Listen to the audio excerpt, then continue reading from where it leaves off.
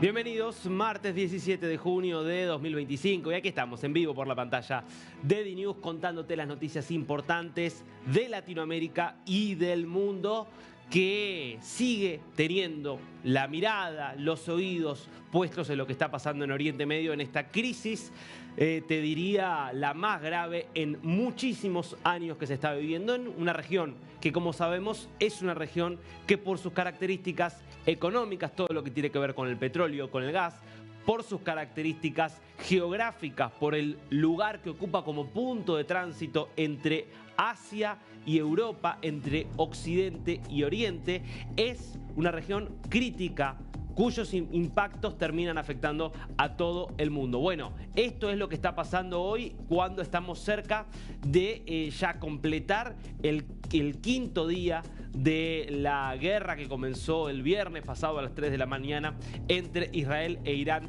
con esta ofensiva, la Operación León Ascendente lanzada por Israel, que está literalmente cambiando la agenda de todo el mundo.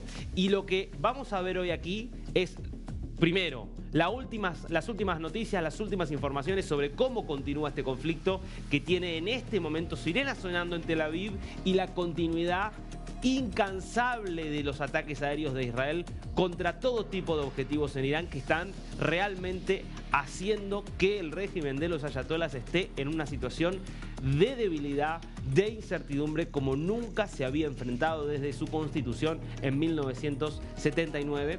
Y estamos hablando también de cuáles son los escenarios que se abren para el mundo, con informaciones de que en este momento en la Casa Blanca hay deliberaciones del más alto nivel respecto de qué hacer.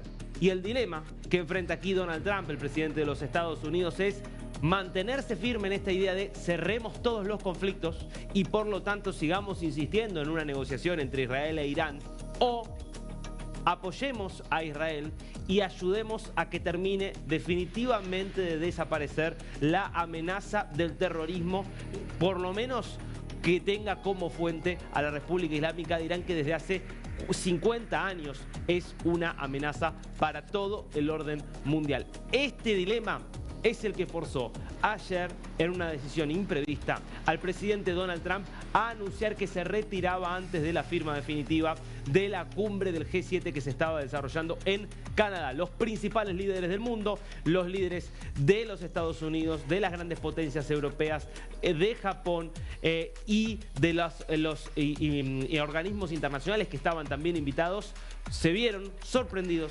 cuando Trump, por esta crisis, anunciaba lo siguiente. Have to be back. Very important. I want to just thank our great host. He did a fantastic job. Thank you. In Canada. But you probably see what I see. And I have to be back as soon as I can. We're going to have dinner with these wonderful leaders. And then I get on the plane. I have to be back early for obvious reasons. I loved it. I tell you, I loved it. And I think we got a lot done. Really a lot done. In fact, UK, we signed a big trade deal today. And we're working on others, but we had just a really great relationship with everybody, and it's really nice. I wish I could stay for tomorrow, but they understand. This is big stuff. Esto es importante, lo que está pasando, lo que hay que decidir es importante, por eso decido retirarme antes de esta cumbre. Y claro, empezaban las especulaciones. Uno de los primeros que habló y te diría metió la pata fue a quien veíamos allí en un costado. Primero Trump agradeciéndole a Mark Carney, el primer ministro canadiense que era el anfitrión, celebraba el acuerdo que se había alcanzado con Reino Unido y allí representado por su primer ministro Keir Starmer, pero a la izquierda de Carney, ahí lo puedes ver a la izquierda de la pantalla, estaba Emmanuel Macron, el presidente de Francia, que ante la consulta de los periodistas dijo, bueno, el presidente Trump se fue para tratar de alcanzar un cese del fuego entre Israel e Irán, lo cual fue totalmente desmentido por Trump, que después publicó varios mensajes en su red social Truth para, entre otras cosas, decir qué era lo que estaba evaluando. Y de una posición que ayer parecía la de, bueno, todavía creemos que es posible una negociación con Irán. La realidad es que si uno mira los últimos mensajes de Trump, la posición parece ser no hay negociación posible. Ya se pasó ese punto, esa estación quedó atrás, estamos en un punto de no retorno. La única pregunta aquí parece ser si Estados Unidos se suma a la ofensiva de Israel o si queda al margen. Y ahora te voy a contar por qué esa pregunta es decisiva para pensar en el futuro de la República Islámica de Irán. Pero quiero que veas lo que publicaba hace un rato en su cuenta de la red social Truth a propósito de lo que está evaluando. No he llegado ni he alcanzado a Irán para negociaciones de paz de ninguna manera, de ninguna forma y de ninguna manera. Esa es una mentira altamente fabricada. Si ellos querían hablar, si los iraníes querían hablar, ellos saben cómo llegar a mí. Ellos tendrían que haber aprovechado la posibilidad de un acuerdo cuando ese acuerdo estaba sobre la mesa. Eso habría salvado un montón de vidas. El mensaje de Trump, que ya entonces, fíjate vos, está planteando, bueno, tendrían que haber firmado un acuerdo en el pasado. Y ya no dice, todavía pueden firmar un acuerdo. Lo plantea en pasado.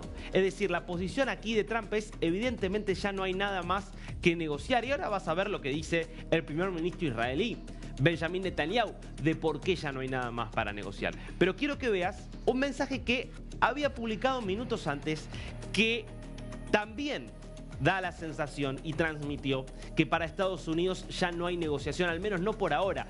Puede ser que sea parte de una estrategia de engaño y ahora te voy a plantear cuáles son todas las hipótesis que hay sobre la mesa. Pero la posición pública hoy de Estados Unidos es: el diálogo ya quedó perimido. Hoy no está abierta esa instancia, más allá de que Irán, que está sufriendo un golpe que nunca había sufrido desde el año 79, que está literalmente en desbandada, está por todos los medios buscando que Estados Unidos presione a Israel para que haya un acuerdo y que Israel detenga sus ataques que están afectando severamente la capacidad del régimen iraní para sostenerse en el poder de este país de 90 millones de habitantes. Pero fíjate el otro mensaje que publicaba Trump, que de hecho desató reacciones muy fuertes en Teherán.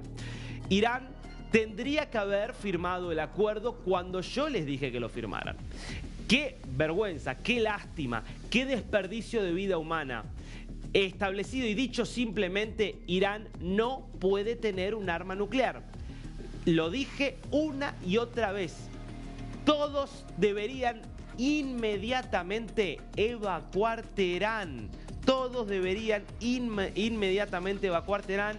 Y yo quiero que veas las imágenes de anoche sobre la capital iraní que nos muestran cómo de a decenas de miles los autos están colapsando las autopistas de la capital, dejando esta ciudad ante la perspectiva de que los ataques israelíes no se van a detener y ante la perspectiva de que Estados Unidos no solo va a renunciar a cualquier intento de disuadir a Israel, sino que está considerando seriamente la posibilidad de sumarse a los ataques. Y entonces aquí hay obviamente muchos funcionarios que se están yendo, por lo menos esto es lo que está diciendo Israel. Hay muchos funcionarios que se están escapando de Irán en este momento. Y hay otros que, más allá de lo que pase con los funcionarios, muchas personas que dicen estos ataques no van a continuar, este régimen no está en condiciones de defender a la población iraní, más bien todo lo contrario. Esta guerra es culpa de la ambición del régimen por destruir a Israel, por propagar su ideología por todo Oriente Medio, su ideología y su fanatismo religioso y su amor por el terror y por la muerte. Por lo tanto, nos tenemos que ir de acá lo antes posible. Y ya tenés vos hoy incluso a los aliados de Irán. Me refiero a la República Popular China, me refiero a la Federación Rusa, que están llamando a sus ciudadanos a abandonar Irán por todos los medios que sean posibles. Dejen Irán porque lo que se viene va a ser muy, pero muy complicado para la República Islámica. Ya te voy a contar todos los últimos ataques que ha hecho Israel, todos los golpes que está sufriendo, por ejemplo, cómo acaba de perder también al segundo jefe del Estado Mayor de las Fuerzas Armadas en solamente 3 días de diferencia. Es decir, Israel mató a uno en su primera oleada de ataques y acaba de matar al segundo, pero ya nos vamos a meter en eso. Quiero que entendamos aquí la encrucijada en la que está el mundo y sobre todo la encrucijada en la que se encuentran los Estados Unidos respecto de esta decisión de si intervenir directamente o no. de si meterse para ayudar a Israel o dejar que Israel haga el trabajo sucio solo. Y ayer habló de esto el primer ministro Benjamin Netanyahu, con un mensaje destinado a Donald Trump al respecto de, bueno, ¿por qué no se puede negociar con Irán? Porque una cosa es negociar con un Estado que sencillamente tiene ambiciones respecto de su propio territorio y puede tener ideas muy radicalizadas, pero que no quiere expandirlas. Y otra cosa es negociar con un Estado que pretende expandir una determinada ideología a todo el mundo y que está dispuesto a utilizar la violencia en sus peores formas para expandirla. Y que tiene como consignas muerte a Israel y muerte a Estados Unidos. Esto es lo que decía Netanyahu. It's Tel Aviv, tomorrow it's New York. I understand America first. I don't understand America dead. That's what these people want. They chant death to America. So we're doing something that is in the service of mankind, of humanity, and it's a battle of good against evil. America should and does stand with the good. That's what President Trump is doing, and I deeply appreciate his support. ¿Por qué Israel está pidiendo el apoyo de Estados Unidos? Vos me vas a decir, bueno, por lo obvio, si están causando esta destrucción los aviones israelíes, imagínate si además se sumara la fuerza aérea más poderosa del mundo. Esto se terminaría muy rápidamente. Ahora, la sensación al mismo tiempo es, vemos la cantidad de infraestructura militar destruida por Israel. Vemos la cantidad de infraestructura energética que está destruyendo Israel. Vemos cómo, por ejemplo, Israel hoy, sectores cercanos a Israel hoy lograron hackear uno de los principales bancos de Irán y hacer que se perdiera toda la información. Cómo incluso lograron destruir los archivos nucleares, donde había un reservorio muy importante de conocimientos sobre la tecnología nuclear en Irán, como también lograron destruirlo. Vos ves todo ese conjunto y decís, Israel podrá demorar un poco más, pero irremediablemente va a terminar cumpliendo con su objetivo de destruir el programa nuclear. Bueno, acá hay que entender una cosa. Por un lado, hay toda una serie de infraestructuras nucleares y militares que están al alcance directo de la mano de Israel. Y estas son las operaciones que viene haciendo en las últimas horas Israel sobre estas plantas de energía nuclear, sobre estas, sobre todo, fuentes de enriquecimiento de uranio. Estos son ataques, por ejemplo, en la central de Natanz. La central de Natanz, que está ubicada en el centro de Irán, ahora lo vamos a ver en un mapa. Y esta central nuclear de Natanz tiene su trabajo, su producción y su fuente de generación de enriquecimiento de uranio, que es el objetivo central de Irán, más o menos al alcance, al alcance de aviones convencionales y de bombas convencionales. Entonces Israel está atacando y los está destruyendo y está generando grandes daños. Lo mismo, por ejemplo, en Isfahan, otra sede muy importante, que son las imágenes que estás viendo, cómo Israel va tirando justamente allí las bombas con el objetivo de destruir esas fuentes de generación de energía. Y sobre todo no de energía, de enriquecimiento de uranio para convertirlo con fines nucleares. Fíjate, acá ves otra. ¿Ves que muchas de estas estructuras están en montañas? ¿Por qué están en montañas? Bueno, porque el objetivo de Irán es, sabiendo que Israel o Estados Unidos en algún momento podían realizar un ataque de estas características, ocultarlo lo más posible. Y aquí está el punto central. Hay, sobre todo, una central nuclear, sobre todo una usina de generación de enriquecimiento de uranio, que es la de Fordo, que está directamente enterrada debajo de una montaña como esa que estás viendo allí. Tan enterrada está, tantos metros bajo tierra, que se requiere un tipo de bomba muy específica para poder destruirla. Sin ese tipo de bomba, esencialmente Israel puede seguir tirando y disparando sus bombas convencionales, pero nunca va a llegar a penetrar a fondo. ¿Y qué es lo que pasa? En esa central, en esa sede, debajo de esa montaña en Fordo, está la mayor generadora de enriquecimiento de uranio que tiene Irán, la mayor centrifugadora de enriquecimiento de uranio. Esta es la razón por la que necesita Estados Unidos, porque solo Estados Unidos tiene las bombas antibúnker necesarias. Vamos a ver ahora, en un mapa que ya mismo te voy a mostrar, cómo se distribuye hoy todo el conjunto de las centrales de generación de uranio y de investigación nuclear que tiene Irán. Fíjate. Acá podés ver justamente en los puntos distintas cosas, ¿no? Vas a ver los puntos verdes, que son las distintas centrales de investigación. Muchas de ellas ya han sido atacadas por Israel. Esto sumado a todos los científicos nucleares que Israel ha ido abatiendo dentro del territorio iraní.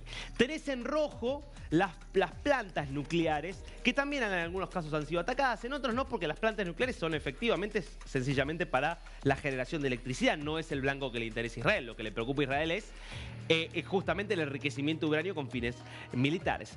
Tenés las minas de uranio, que las vas a ver justamente en celeste. Las minas de uranio, por ejemplo, los ves aquí en Sagad, un poquitito más hacia el sur en la zona de Bandar Abbas. Esas centrales de uranio todavía no han sido alcanzadas. Hay que tener en cuenta que, claro, si nosotros nos ubicáramos en un mapa más grande, Israel está por allá. ¿Qué significa que Israel está por allá? Que está por allá a casi 2.000 kilómetros de distancia.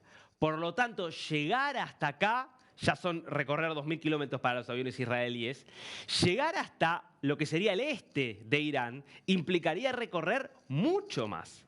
Implicaría recorrer justamente, por ejemplo, hasta 3.000 kilómetros. Eso supondría un riesgo muchísimo mayor porque quizás no tendrían la capacidad de ir y volver los aviones justamente para abastecerse y poder continuar con los ataques. Entonces, eso es también una de las cuestiones a tener en cuenta en este punto. Ahora, lo más importante es lo que vas a ver en violeta, los puntos violeta, que son esencialmente los puntos donde se enriquece el uranio. Y ahí hay dos plantas muy importantes. Las vas a ver aquí en el centro. Una es Natanz, que es la que más ha sido atacada, y la otra es de la que hablábamos antes, la de Fordow. La de Fordow es la que está debajo de una montaña y la que para ser destruida necesita de los aviones especiales, los B-2, los bombarderos cazafurtivos que tiene Estados Unidos, equipados con las bombas antibúnker que solo Estados Unidos tiene en el mundo. Solo así se podrían penetrar esas plantas. ¿A qué me refiero con bombas antibúnker? Vamos a ver justamente una infografía que nos va a ilustrar muy bien cómo opera este tipo de armamento. Acá lo podés ver claramente. Esta es una de estas bombas, fíjate que se trata de bombas, ahora sí podemos por un segundo correr el graph para que lo puedas ver claramente. Se trata de bombas que tienen aproximadamente una distancia, una altura de 6 metros, una longitud de 6 metros, tienen un peso, escucha, de 13.6 toneladas. ¿Ves que tienen una cabeza, acá la podés ver claramente, una cabeza bien reforzada? Tienen tungsteno y un acero especial que está pensado ¿para qué? Bueno, para que estos aviones que ves allí, que son los B-2, aviones icónicos dentro de lo que es Estados Unidos, porque son aviones que son bombarderos, es decir, están pensados para arrojar bombas, que primero tienen un diseño y una tecnología que los hace prácticamente indetectables para los radares. Por eso son aviones emblemáticos, son los B-2, insisto, emblemáticos de Estados Unidos. Tienen capacidad para cargar hasta 14 toneladas de bombas, ¿escuchás bien? 14 toneladas de bombas pueden llegar a cargar estos aviones y son los únicos que pueden disparar este tipo de bomba antibúnker. ¿Qué es lo que hace? El avión la dispara con la velocidad que alcanza en la caída, imagínate, a muchos metros de altura, la velocidad que le va generando la gravedad hace que antes de detonar, esa cabeza de acero reforzado penetra justamente la Tierra, puede penetrar varios metros de distancia, por ejemplo en las montañas de Fordow, llegar incluso a penetrar una estructura blindada que está debajo de la montaña y solo entonces después de penetrar esa estructura blindada, gracias a esa cabeza de acero reforzada, detona con una bomba que es capaz de destruir todo. Fíjate esta simulación que es bien ilustrativa de cómo funcionan justamente estas armas. Ahí podés ver el B-2, esto es una prueba real que se hizo en los Estados Unidos. Ahí largan la MOP 432, una de las versiones, por ejemplo, de estos armamentos, de estas bombas antibúnker.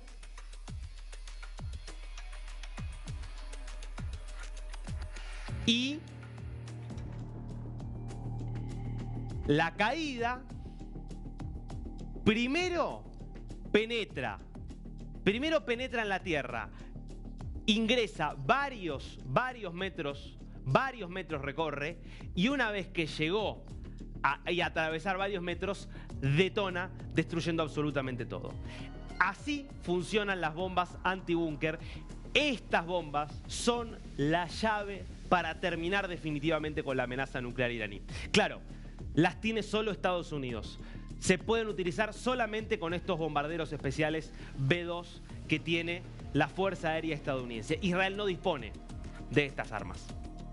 Si Estados Unidos decide sumarse a Israel, probablemente corra riesgos, pueden ser sus bases atacadas, puede Irán, como te contamos, provocar un bloqueo en el estrecho de Hormuz, por donde pasa el 30% del gas y el petróleo del mundo, y por lo tanto provocar subas importantes en la energía, en el precio de la energía. Va a tener costos, por supuesto, Estados Unidos, pero el beneficio puede ser extraordinario para el mundo, porque podría ser al menos el final del programa nuclear iraní.